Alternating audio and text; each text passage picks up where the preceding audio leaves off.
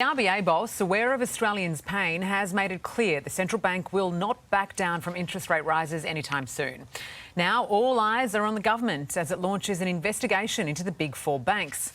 Joining us with his reaction, business owner Tom White in Port Douglas in Queensland. Tom, thanks so much for joining us this morning. Now, you're an owner of a salon. How does inflation impact your business? Morning, Sarah. Inflation, it's impacted it's insane actually. The way it's happened over the last 7-8 months. I was doing some figures last night and it's cost me around about $65,000 extra last year to run the company to what it was the year before. So everything's just gone up way above this 7-8% that they reckon it's gone up. Some of the stuff's gone up by 11%, some of the colour's gone up by 17%. It's absolutely insane. Tom, that is crazy. How on earth are you going to survive with those rises? We've just done our first price rise. We've tried to hold off and we did a price freeze for a while because I kind of thought it was going to go up and keep going up and keep going up and keep going up. I didn't want to be that salon that kept putting the price up every 3-4 months. So we've just done our first price rise and I've had to put up by nearly 10% there or thereabouts on all the prices across the board. It's crazy. Then I've had to, all the staff have had to have pay rises as well because if they don't, they're going to get pay decreases because of how hard it's been for them. They've been coming to me most weeks saying how tough it is. You've got the clients in the salon saying how tough it is as well. I don't think Philip Lowe and Greg Chalmers actually know what real people are actually facing right now. I think they've got no idea. Well, this is the problem, isn't it? I mean, especially when you hear that the RBA governor and the Treasurer haven't even spoken about interest rates. I mean, you're at the coalface here. You're the one suffering, as are so many other Australians. It doesn't exactly build much confidence, does it, when they're not communicating with each other? It's crazy. It's actually laughable. I listened to the interview with Philip Lowe yesterday, and when that bit came up that there's no communication between the two parties, between the RBA and the government, how are you supposed to navigate through this now? How are they supposed to help the Australian people, the businesses, if they don't talk to each other? I mean, the damage was done 18 months ago when they turned around and said there was going to be no interest rate rises until 2024. Then they pumped the property market. Everyone out went and bought loads of property. Exactly. Loads of young people, like myself, went out and bought property. And now people are spending an extra $1,500 a month on mortgages.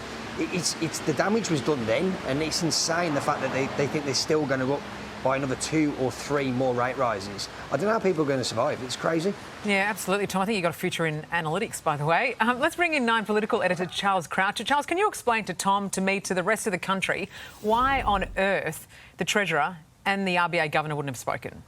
Oh, they would have spoken. They just won't speak about interest rates, Sarah, and that's the effectively important to keep a separation. You want an independent RBA. You need that because often what is politically popular isn't the right thing for the economy and isn't the right thing for the budget and for the entire economy moving forward. And that's why you hire someone and pay them a good amount, like we do with Philip Lowe, to get this stuff right and to make these decisions on interest rates. It is clear everyone is hurting. The RBA governor made that clear, and he said he gets letters yesterday. I can tell you the Treasurer would certainly hear it, particularly with his electorate there in Brisbane. They'd be letting him know as well. What the RBA governor is arguing is all the pain that Tom is suffering, that everyone out there is suffering now, would be minuscule compared to the pain if this inflation continued for not just months but years down the track, and if that inflation rate, which is currently at 7.8%, settled somewhere around 5 or 4 and stayed there. That's really painful. And that was his reminder of what happened 30 years ago. Look, Tom might be right about 18 months ago and the trouble's there. Certainly the RBA boss got it wrong when he said that interest rates wouldn't go up. But don't forget, we also had governments around the world printing billions of dollars to get us all through the pandemic. You have to pay the piper somewhere.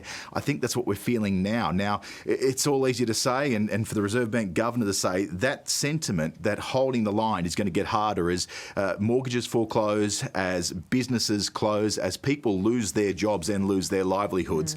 But it is a line, it seems, for now, Philip Lowe is going to stick to. Well, I mean, obviously we get the idea of independence. It is necessary, especially when it comes to these matters. You don't want them in cahoots. But when the governor's meeting with the banks, you do it is a bit puzzling. He's obviously thinking with his head, not his heart. So many Australians are suffering. But I guess we were kind of expecting a bit of a grilling yesterday in the Senate estimates. It was more like a soft boil. Nothing's really come of it.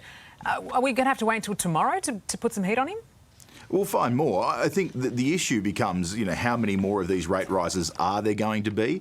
How many people are going to lose their jobs over the future? Because Philip Lowe yesterday said he would expect to see the unemployment rate get back up to 4.5%, which is historically a pretty good spot. But that's not an easy thing to take if you're one of the 1% of the population that all of a sudden is out there looking for jobs in these hard economic times. He made it clear there is some pain ahead, and we'll be ahead for some time now. The good news is the inflation peak is behind us. The real struggle becomes, where does that inflation settle, and all the human impact there's going to be. That is, people losing their homes, people losing their businesses, people losing their jobs. How much the government and the Reserve Bank can minimise that before we get back onto a normal state. Pressure is certainly mounting. Yeah. Thank you so much, Charles, and Tom as well. We'll check in with you in the future for sure. Well, let's get an update now on that. Hey there, Today fans. Sarah and... What's my name again? Oh my goodness, Karl. Hey, thanks for watching our YouTube channel, though. Subscribe now for more news, special reports and amazing Aussie stories. And Karl misbehaving, Whoa, of course. that never happens. Always happens. What's she talking about?